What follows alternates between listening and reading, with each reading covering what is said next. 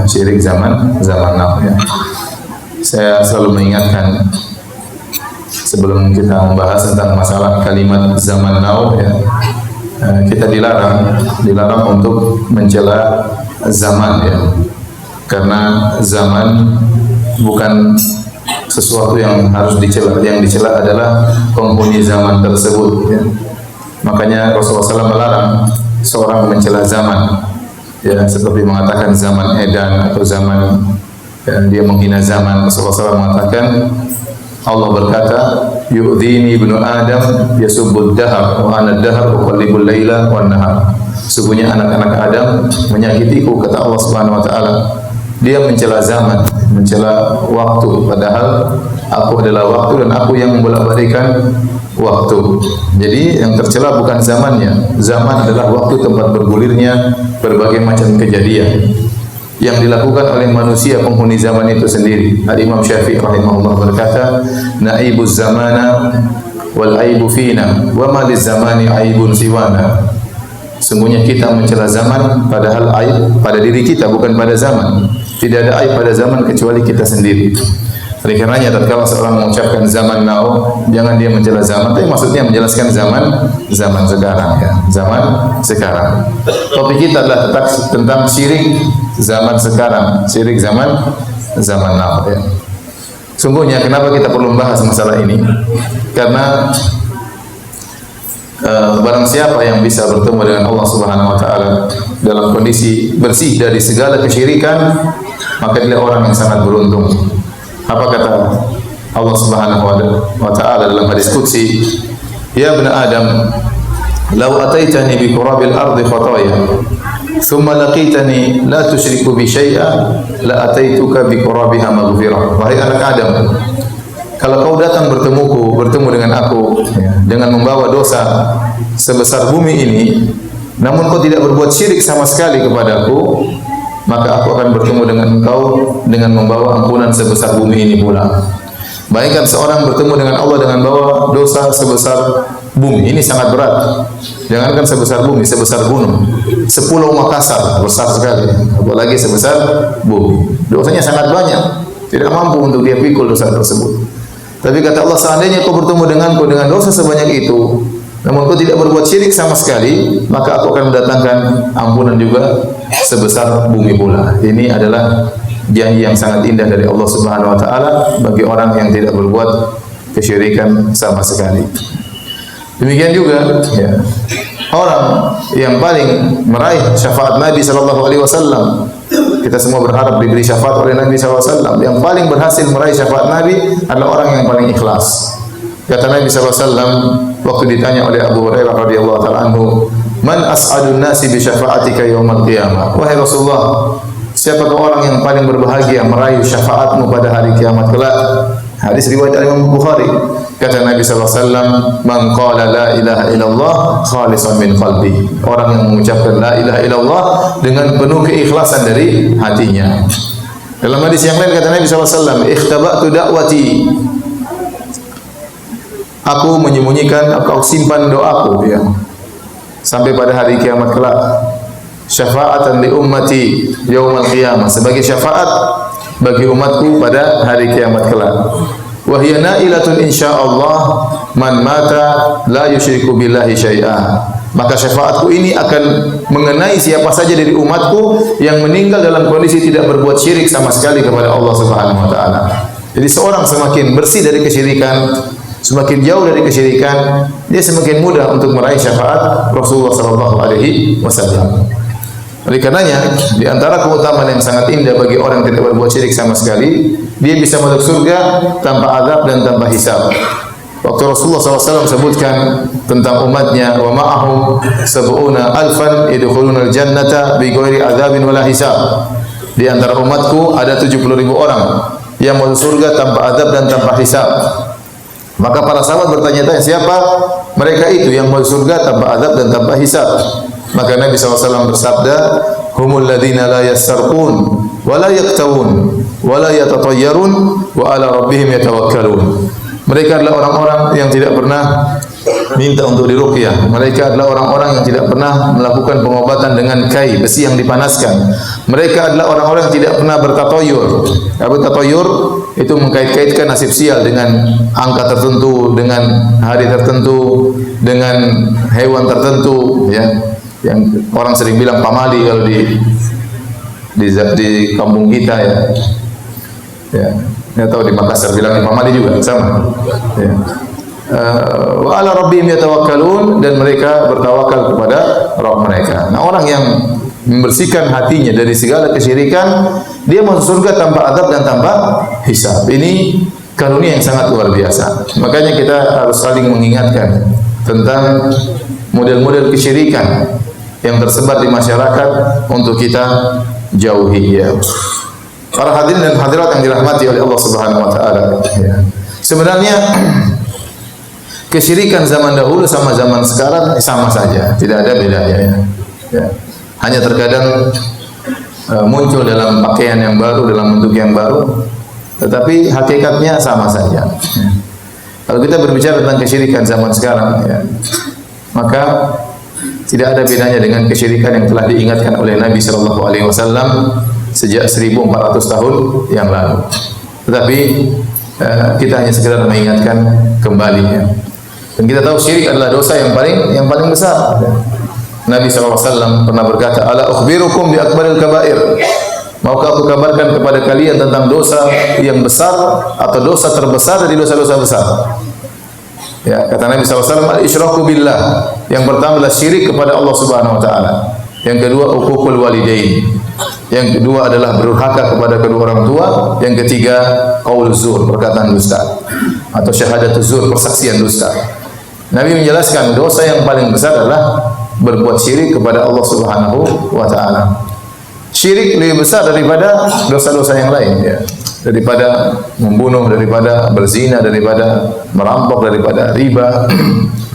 Kenapa? Karena dosa-dosa yang lain, merampok, membunuh, berzina, riba, itu semua dosa-dosa berkaitan dengan makhluk yang lain, berkaitan dengan sesama makhluk. Tetapi syirik dia berkaitan dengan hak Allah yang paling istimewa, yaitu Allah, bahwasanya tidak ada yang berhak disembah kecuali pencipta alam semesta. Tidak ada yang berhak disembah kecuali Allah Subhanahu wa taala. Makanya kalau orang meninggal dalam kondisi berbuat kesyirikan, makin orang yang paling merugi, Dan syirik, ya, terbagi menjadi dua, syirik besar dan syirik kecil, ya. Syirik besar dan syirik kecil. Tatkala para ulama mengklasifikasikan syirik menjadi dua, syirik besar dan syirik kecil, bukan berarti syirik kecil dosa kecil, tidak, jangan disalahpahami. Jangan disangka syirik besar dosanya besar, syirik kecil dosanya kecil, tidak. Tetapi tatkala dibagi menjadi dua, syirik besar, syirik kecil, maksudnya apa? Maksudnya syirik besar ini mengeluarkan orang dari Islam. Adapun syirik kecil tidak sampai pada derajat mengeluarkan orang dari Islam, tetapi tetap dosa besar. Seperti para ulama juga membagi kufur besar, kufur kecil. Bukan berarti kufur kecil itu dosa kecil, tidak. Dia juga dosa besar. Namun belum sampai pada derajat mengeluarkan seorang dari Islam. Nah, syirik besar, contoh, ya, secara sederhana seperti berdoa kepada selain Allah Subhanahu wa taala. Contohnya percaya kepada perkataan dukun. Contohnya menyembelih kepada selain Allah Subhanahu wa taala. Ini saja sudah banyak di tanah air kita. Contoh, ya, meminta kepada selain Allah. Betapa banyak orang datang ke kuburan kemudian minta kepada penghuni kubur, kepada kuburan wali, ya Sunan Fulan, wahai wali Fulan, saya sudah lama menikah, tidak punya anak, ya, mudahkanlah anak bagiku, ya. Sementara yang dalam kuburan dulu waktu masih hidup juga mandul, ya. Orang terkadang saya heran, ya, logika mereka kemana? Kata Nabi, idza mata ibnu Adam inqata amaluhu. Kalau anak Adam sudah meninggal, terputus amalannya, dia sudah tidak bisa apa-apa. Makanya dia tidak bisa lagi sholat, kita yang sholatkan. Dia tidak bisa lagi berdoa, kita yang doakan. Dia tidak bisa lagi mandi, kita yang mandikan. Iya, kalau dia bisa mandi, mandi sendiri, ngapain kita mandikan? Pegang-pegang lagi badannya. Dia marah kalau saya bisa mandi sendiri, kok mandikan saya. Ya. Kemudian dia tidak bisa lagi pakai baju, kita yang kafankan. Dia tidak bisa lagi masuk ke rumahnya, kita yang angkatkan sampai masuk ke dalam liang lahat. Setelah kita yang mandikan, kita yang kafankan, kita yang sholatkan, kita yang doakan, kita yang masuk kafan, terus kita minta sama dia. Ya, otak kita kemana? Ente yang mandikan saya, ente bahlul katanya. Ya, coba. Di mana ya? Sementara orang banyak meminta-minta kepada mayat. Dalam doa mereka, ya Abdul Qadir Jailani, wahai Abdul Qadir Jailani, aghithni, tolonglah aku. Abdul Qadir Jailani mati di mana? Meninggal di, dia wali, dia ulama.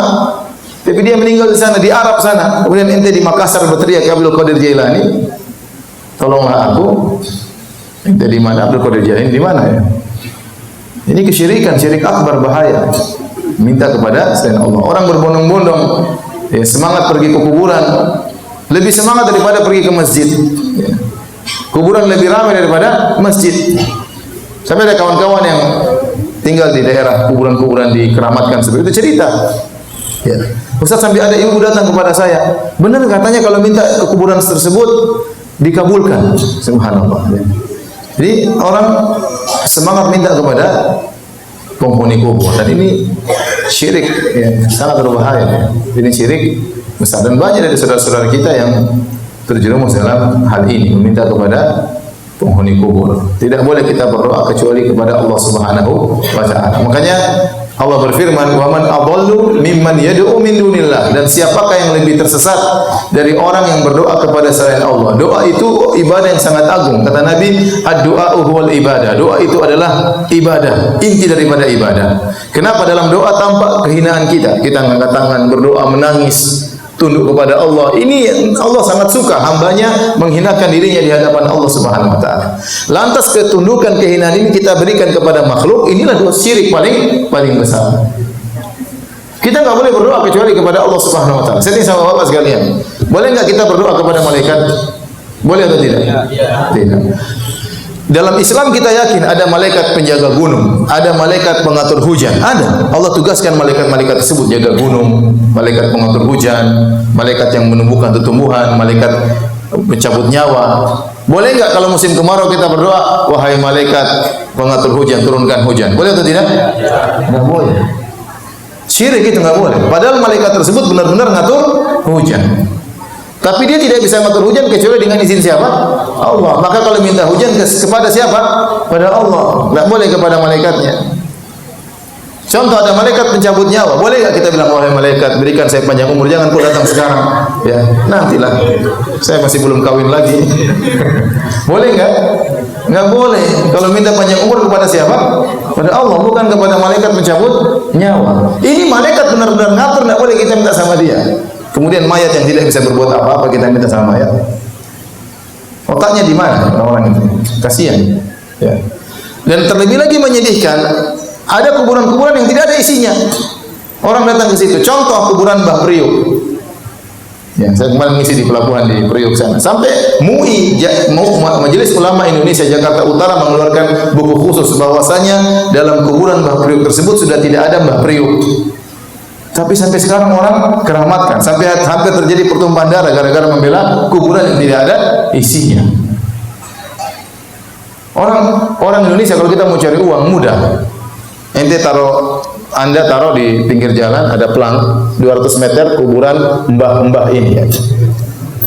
Tempat berkah. Sudah ente bikin kuburan mainan, orang pasti ramai ke situ ya. Ya, kasih bunga-bunga kasih. Nah, karena sebagian orang seperti itu, kasihan. Oleh karenanya tugas kita adalah mengingatkan mereka jangan sampai seorang meninggal dalam kondisi minta-minta kepada mayat, minta-minta kepada arwah, kepada ruh-ruh, minta-minta kepada jin, minta-minta kepada malaikat. Ini semua kesyirikan. Berdoa hanya kepada Allah. Saat Anda menghinakan diri Anda, mengangkat kedua tangan, menangis, itu hanya untuk Allah Subhanahu wa taala.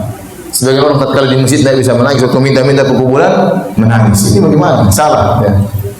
Ya, makanya Allah mengatakan wa annal masajida lillah fala tad'u ma'allahi ahada. Sesungguhnya masjid hanyalah milik Allah, maka jangan kalian berdoa bersama Allah dengan selain Allah. Berdoa hanya kepada Allah Subhanahu wa taala.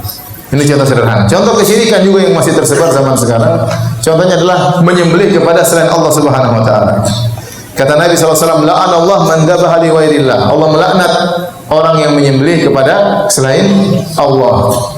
Kata Allah Subhanahu wa taala, "Qul inna salati wa nusuki wa mahyaya wa mamati lillahi rabbil alamin." Katakanlah, sungguhnya salatku dan sembelihanku hanya untuk Allah Subhanahu wa taala. Fasholli li rabbika wanhar. Salatlah hanya kepada Allah dan nyembelihlah hanya untuk Allah Subhanahu wa taala. Sebagaimana kita tidak boleh salat kepada selain Allah, kita tidak boleh menyembelih kepada selain Allah Subhanahu wa taala.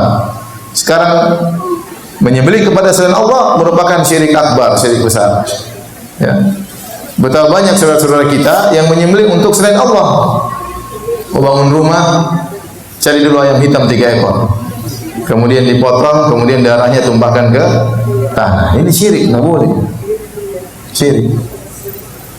Acara tahunan, acara labuhan kata mereka. Untuk menenangkan Nyi Roro Kidul, sesembahan Nyi Roro Kidul, maka cari kerbau, disembelih, kepalanya ditenggelamkan di pantai selatan. Ini syirik.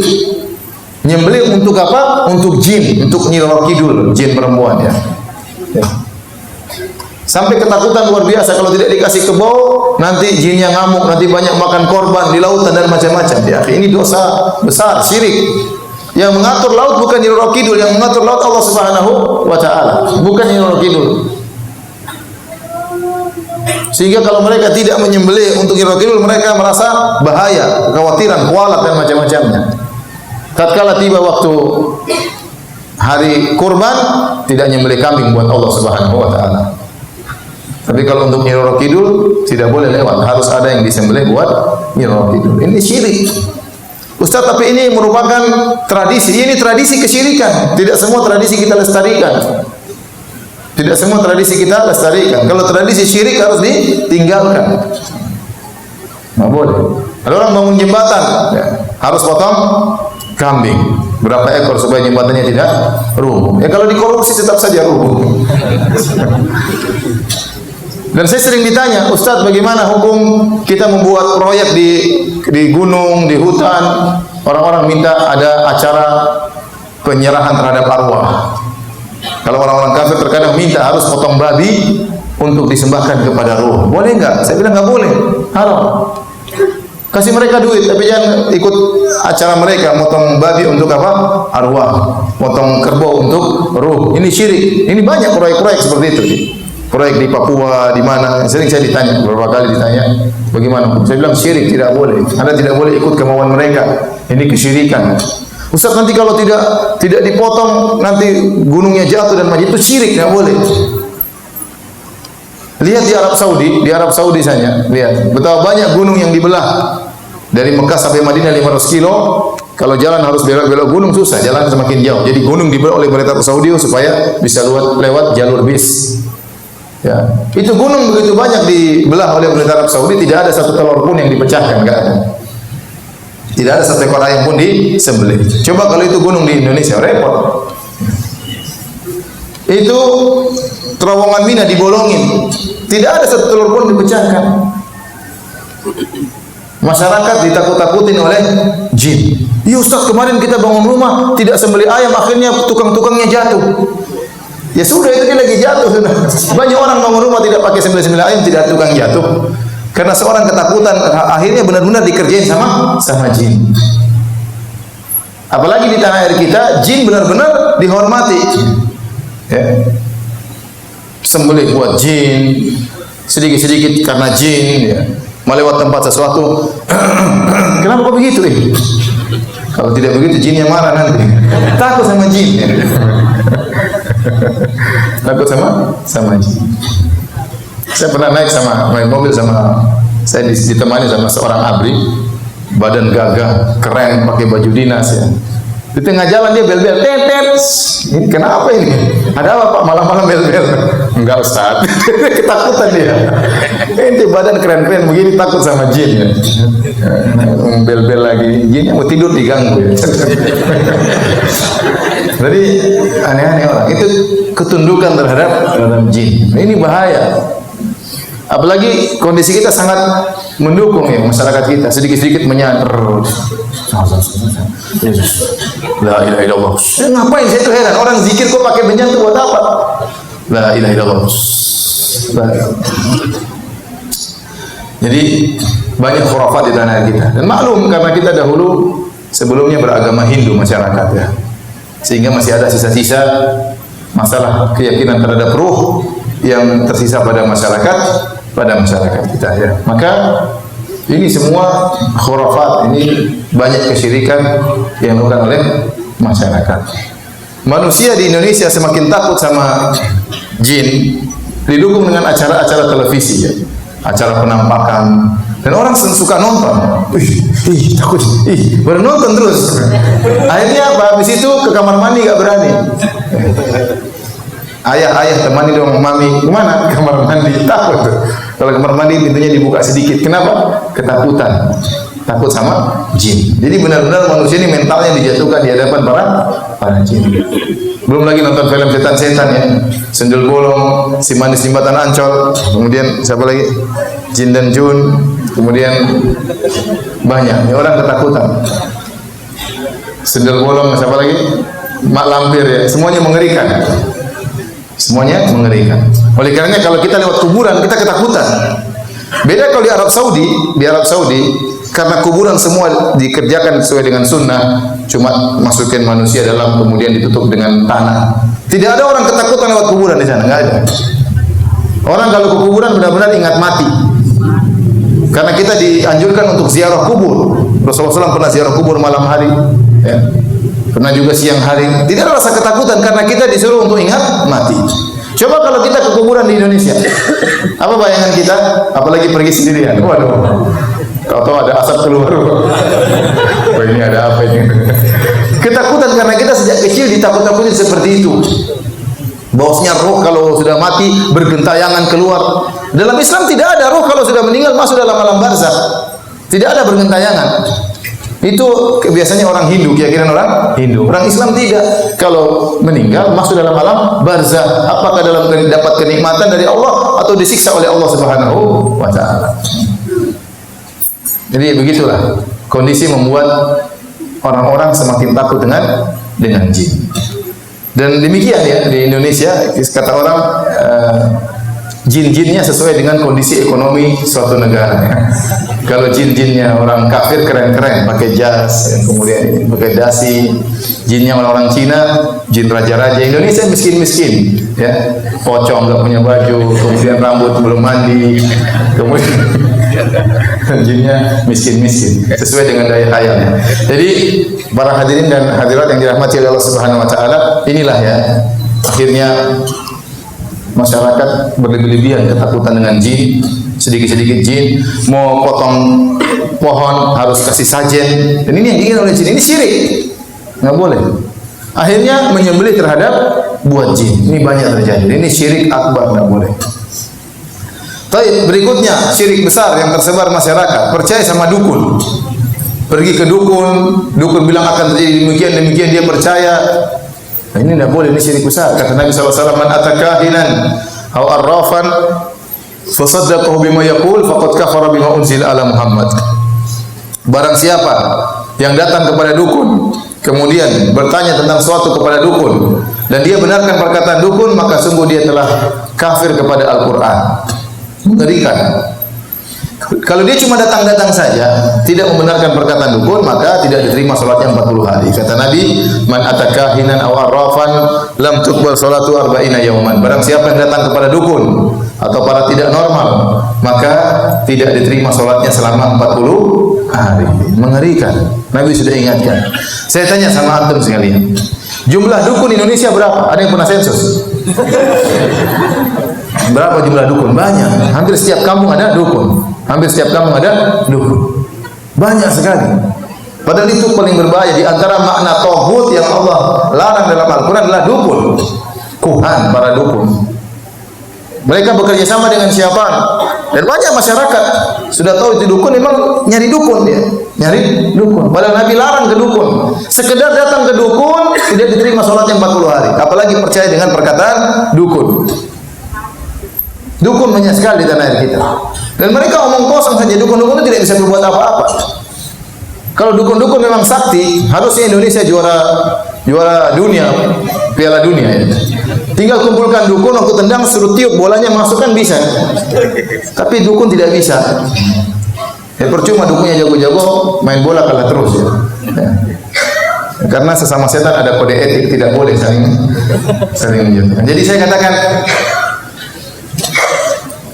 di antara bukti masih banyak orang yang suka dengan seperti ini. Contoh seperti kemarin Kanjeng Dimas yang bikin apa? Uang. Ada kan yang percaya dari Makassar? Ada tidak? Ada seterusnya. Saya kemarin ngisi pengajian di Peruring, perusahaan percetakan uang di Karawang. Saya bilang, gimana Pak itu Kanjeng Dimas? Iya, Ustaz, hampir-hampir perusahaan percetakan uang tutup. Kenapa? Cukup Kanjeng Dimas cuma cetak uang keluar. Kita setengah mati nyetak uang ya. Mereka cetak uang itu mereka bikin uang dulu, terus uang sementara tidak langsung beredar, dicek ada rusak-rusaknya atau tidak. Setelah oke baru mereka cetak besar-besaran. Tidak gampang. Nanti ada bagian khusus uang yang tidak jadi. Ada ikhwan, tugasnya bakar uang. Masya Allah ya. Jadi ada uang yang nggak beres-beres, mungkin robek-robek sedikit, dia tugasnya bakar. Ini Kanjeng Dimas tinggal cerek. Itu juga ada yang orang percaya. Ada yang percaya atau tidak? Banyak yang percaya.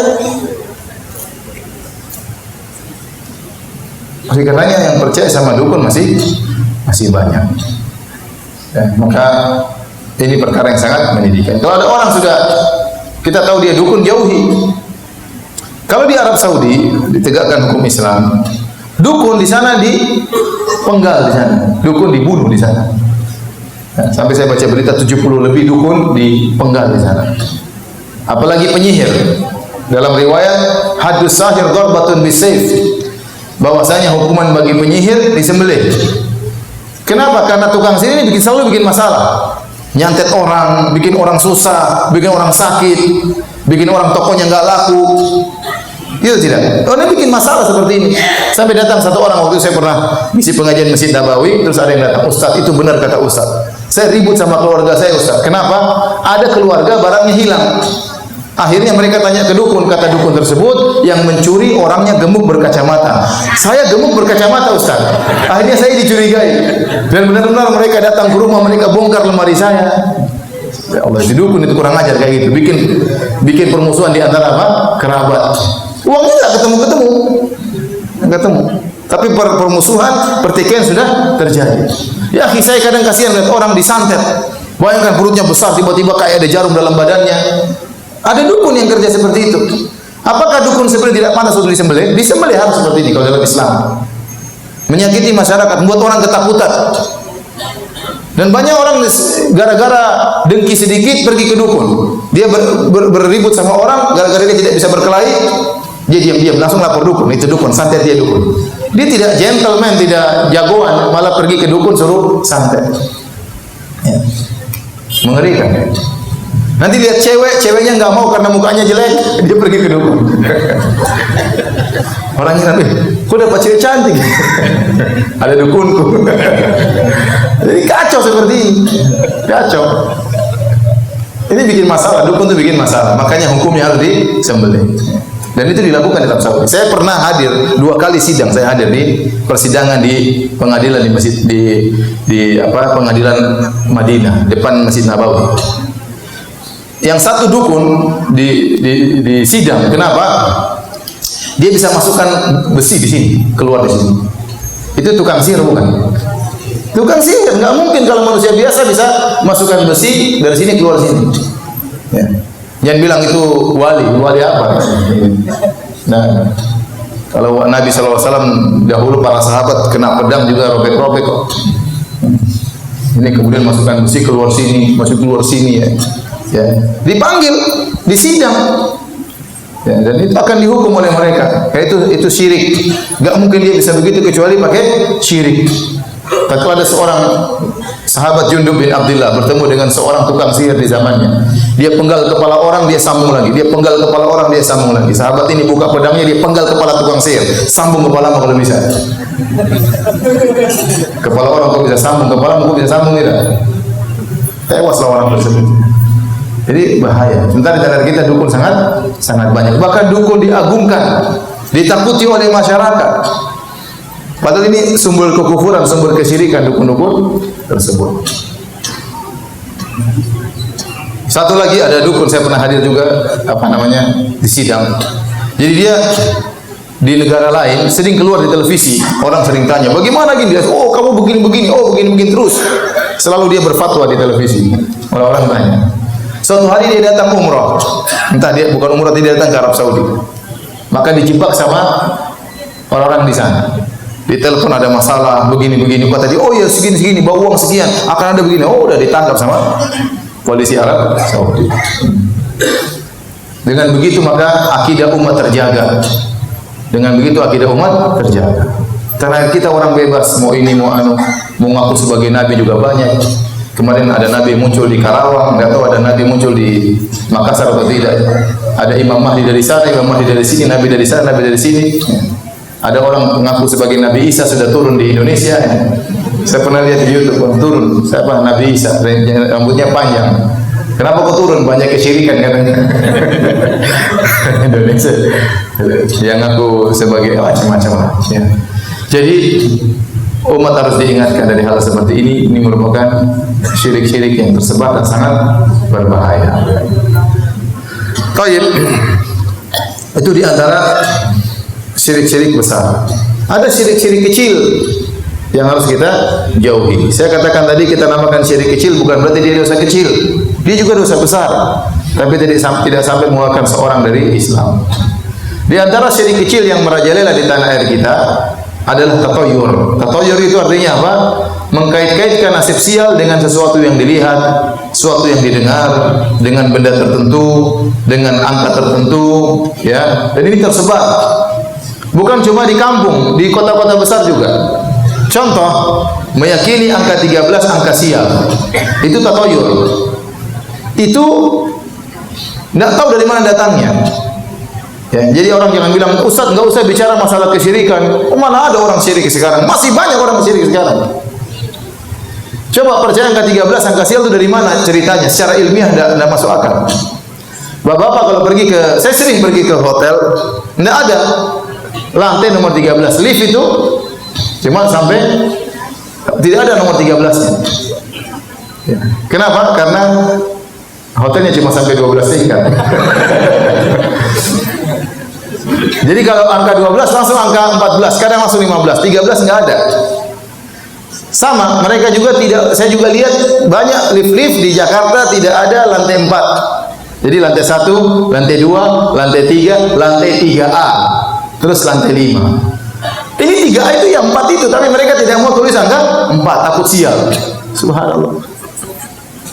Jadi kalau antum punya anak, ini anak berapa? Anak pertama saya, anak kedua saya, anak ketiga saya, anak ketiga saya. Takut bilang keempat. Akhir dari mana seperti ini? Apa khurafat? Apa? Kenapa 13 bisa bikin sial? Itu dari mana seperti itu? Gak masuk akal. Dan itu bukan tersebar di Indonesia saja, di mana-mana. Di Amerika, negara-negara canggih, mereka meyakini angka 13 angka sial. Sangat tidak masuk akal. Dan itu syirik dalam Islam. Ya. Apa kalau orang, saya tanya sama antum, boleh nggak seorang punya anak sampai 13? Boleh.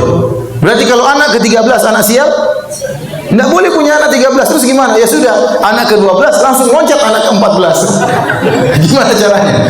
Ini anak ke-13 mau diapain? Anak sial? Subhanallah, khurafat. Tapi diyakini oleh masyarakat. Apa bedanya 13 sama 14? Bedanya 11-12 ya. Kenapa 13 bikin sial, 14 tidak? Tidak ada bedanya. Tapi orang meyakini akan hal tersebut. Takut sekali rumah nomor 13. Lantai nomor 13. Anda cari naik pesawat. Mana pesawat ada kursi nomor 13? Tidak ada. 1, 2, 3, 4, 5, 6, 7, 8, 9, 10, 11, 12, loncat 15 atau 14. Tidak ada kursi nomor 13. Kalau ada pun mungkin orang takut duduk di situ ya. Tidak masuk akal, tapi banyak orang percaya. Ini contoh, namanya tatayur, meyakini nasib sial berkaitan dengan angka tertentu, angka 4 kah, angka 13 kah. Dan sangat tidak logis, sangat tidak masuk akal. Di zaman Nabi SAW pernah berkata, la sofar, tidak ada nasib sial di bulan Safar. Nabi juga berkata, wala ham, tidak ada nasib sial berkaitan dengan burung hantu. Jadi keyakinan seperti ini sudah ada sejak zaman jahiliyah. Mereka kalau lihat ada burung hantu datang, mereka yakin ini nasib sial. Sampai sekarang demikian. Kalau ada orang di rumah tahu-tahu ada burung hantu datang, bum, bum, ada apa ini burung hantu datang ini? Tahu-tahu satu lagi, bum, bum, 2 ekor, bahaya. Ada 2 yang akan sakit, ada 2 yang akan meninggal dunia. Padahal burung hantunya lagi bercanda di atas main-main. Ada orang kalau buka toko, begitu dia pertama buka yang beli orang cacat, orang buta, nasib sial, dia tutup toko hari itu. Bahaya ini, pembeli pertama matanya buta, bahaya ini rezekiku, tutup toko hari itu. Nah, ada kisah, saya pernah dengar satu kisah diceritakan ya. Jadi ada seorang raja, dia pas dia keluar dari daerahnya, dia begitu buka pintu gerbangnya, dia lihat orang buta. Waduh, ini orang buta ini bikin sial. Penjarakan orang buta ini, biar saya tidak sial. Akhirnya orang butanya dipenjara. Raja pergi santai, tidak ada masalah, pulang. Akhirnya dia keluarkan orang buta tadi. Ya, saya tadi keluar, tidak ada masalah. Ya, karena kamu bisa bikin sial, makanya saya penjarakan. Kata orang buta, ente aja yang bikin sial saya. Gara-gara ketemu ente saya di penjara.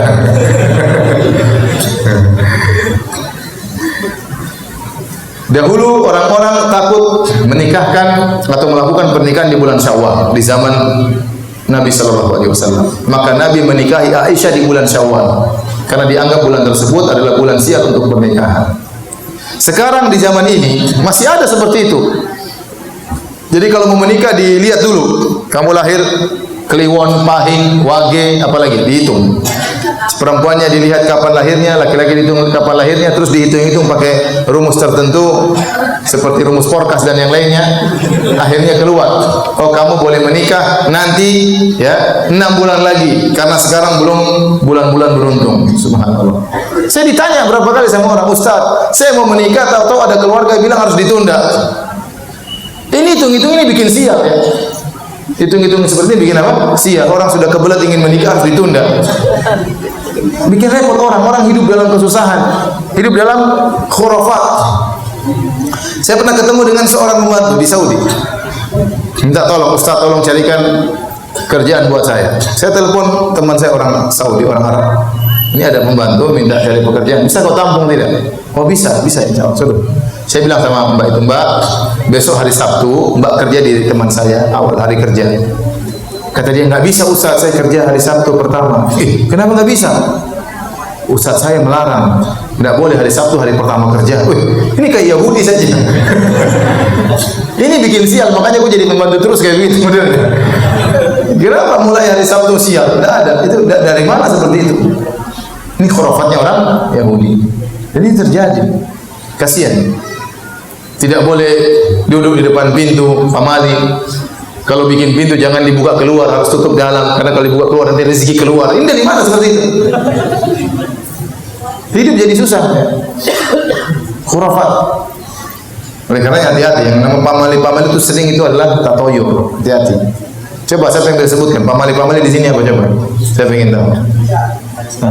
Hari Selasa kenapa? Tidak boleh bisa hari Selasa. Itu pamali, itu syirik. Ingatkan, itu syirik, tidak boleh. Islam harus bersih daripada itu. Coba pamali yang lain apa? Menikah di bulan Muharram. Hah? Menikah bulan Muharram tidak boleh. Nah, itu syirik, tidak boleh. Hilangkan itu semua. Apalagi? Kenapa? Cicak, tokek. Kenapa cicak? Harus dibunuh. Tokek kenapa? Banyaklah. Di Makassar saya rasa juga banyak pamali-pamali, hati-hati. Itu semua kesyirikan. Kalau kita ingin meninggal bertemu dengan Allah, diampuni dosa-dosa kita, hilangkan semua itu dari hati kita. Hilangkan. Ustaz, tapi ini sudah dari nenek moyang kami. Itu tradisi yang salah, harus dihilangkan. Tidak semua yang dibawa nenek moyang benar. Banyak yang dibawa nenek moyang benar dan ada juga yang salah. Yang salah dibuang, yang benar dilestarikan. Adapun keyakinan tadi, tidak boleh potong kuku depan rumah. Apa hubungannya? Tidak boleh potong kuku kalau malam. Apa hubungannya? Apa hubungannya dengan kesialan? Tidak masuk akal. Oleh karenanya dihindari itu semua. Di antara syirik kecil yang tersebar di masyarakat adalah pakai jimat. Ini banyak juga ya. kemana-mana pakai jimat. Jimat penglaris, jimat supaya jago, ya. Jimat supaya disukai sama cewek, jimat supaya menang judi, jimat supaya banyak sekali jimat. Ya. Orang kalau keluar rumah pakai jimat, kalau nggak pakai jimat, jimatnya ketinggalan dia pulang. Nabi sudah ajarin kalau keluar rumah tinggal baca doa Bismillah tawakkaltu ala Allah la haula wala quwwata illa billah. Dengan nama Allah aku bertawakal kepada Allah. Tawakal pada Allah bukan pada jimat. Kalau dia pergi jimatnya ketinggalan, waduh dia balik lagi. Jimatku ketinggalan. Jimat apa? Jimat penglaris. Jimat jaga diri. Ya. Ada orang mau jihad pakai jimat. Kenapa pakai jimat? Supaya tidak mati syahid. Nanti mau jihad mati syahid, saya pakai jimat supaya tidak mati syahid. Jadi apa pakai jimat? Nabi dahulu, ya ada orang membaiat sama Nabi, semua Nabi baiat kecuali satu Nabi tidak baiat. Kenapa? Dia pakai jimat. Nabi tidak mau, dia pakai jimat karena Nabi SAW. Nabi pernah bertemu dengan satu orang pakai jimat di tangannya. Nabi mengatakan, "Ma hadhi?" Kata dia, "Minal wahina." Kata Nabi, "Apa ini?" Kata dia, "Ini untuk menolak rasa sakit." Kata Nabi, "Inziha."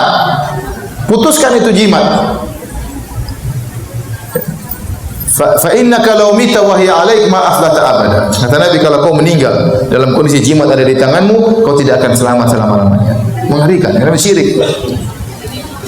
Ya. Di Makassar banyak jimat atau tidak? Banyak. Terkadang yang jualan kiai jualan jimat. Mengerikan. Tawakalnya kepada jimat. Makanya kata Nabi, "Man 'allaqa syai'an wukila ilaihi. Man ta'allaqa syai'an faqad asyraka." Kata Nabi, barang siapa yang menggantungkan sesuatu dia telah berbuat kesyirikan. Kata Nabi, "Man 'allaqa syai'an wukila ilaihi." Barang siapa yang menggantungkan sesuatu dia akan dibuat bertawakal kepada sesuatu tersebut. Akhirnya hatinya benar-benar pada jimat. Kalau tidak pakai jimat dia tidak pede. Dia tidak tawakal kepada Allah, kepada jimat. Inilah bahaya di situ syirik. Sehingga orang bertawakal kepada benda. Dan jimat berbagai macam modelnya. Ada jimat dipasang di warung. Terkadang foto ulama dijadikan jimat. Ada foto syekh dipasang. Kenapa? Ini biar menolak bala. Biar kalau kebakaran tokoku tidak terbakar. Pasang foto syekh. Subhanallah. Ini namanya foto dijadikan apa? Jimat. Ini tidak boleh. Ya. Maka seorang harus bertakwa kepada Allah, jauhi hal-hal seperti ini. Ya. Ada jimat macam-macam sekarang modelnya. Ada jimat pakai kayu, ada jimat pakai akar, ada jimat pakai benang, ada jimat tulis-tulis macam-macam kecil-kecil, tulis huruf Al-Quran, terus pakai XX, angka-angka, itulah raja. Ya. Ya. Ada tulisan Al-Qurannya, tulisan Arabnya, tapi ada angka-angkanya, ada nomor-nomornya, ada pagar-pagarnya, ada bintang titik pinggir pagar. Ya. Kemudian dilipat dalam kulit, dipakai, itu jimat namanya, tidak boleh. Bahaya seperti itu.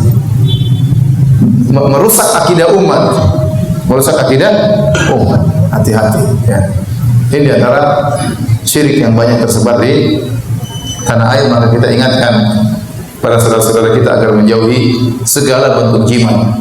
Karena barang siapa meninggal pakai jimat, dia tidak akan beruntung selama-lamanya. Ya. Kemudian di antara syirik juga kecil yang tersebar adalah, dan ini saya sebagai jadikan penutup, sebagai pengingat bagi diri kita semua, adalah beramal soleh karena ingin dipuji. Ya, beramal soleh untuk dipuji namanya riya. Ya. Kata Nabi SAW, "Akhafu ma akhafu alaikum asyirkul asghar." Yang paling aku khawatirkan menimpa kalian adalah syirik kecil.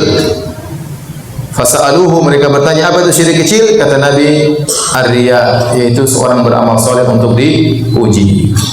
Dalam sebagian hadis Rasulullah SAW mengatakan, "Yaqumur rajulu fayusalli fayuzayyina salatahu lima yara min nadhar rajulin ilaihi." Seorang berdiri kemudian dia salat, dia bagus-baguskan salatnya karena dia tahu ada orang sedang memperhatikan dia salat.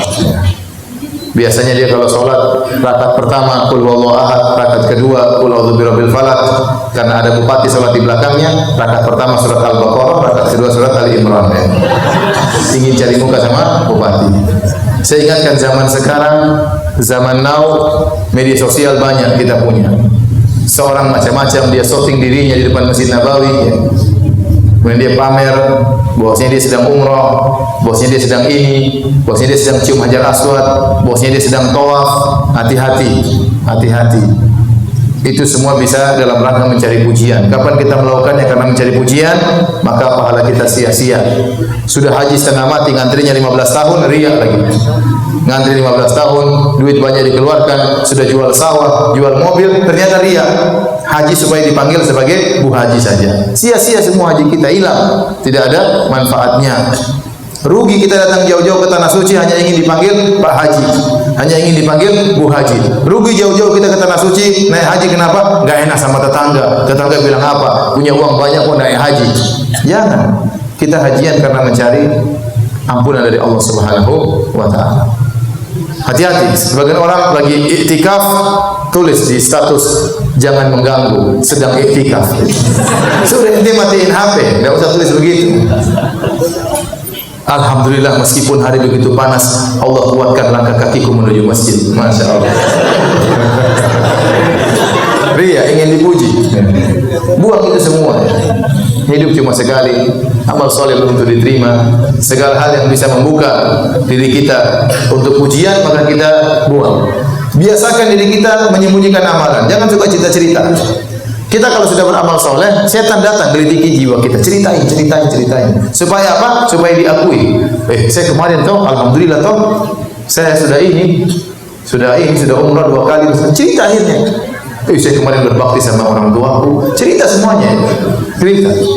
Waktu menyakiti hati orang tua tidak cerita. Ya. Waktu pelit sama orang tua tidak cerita.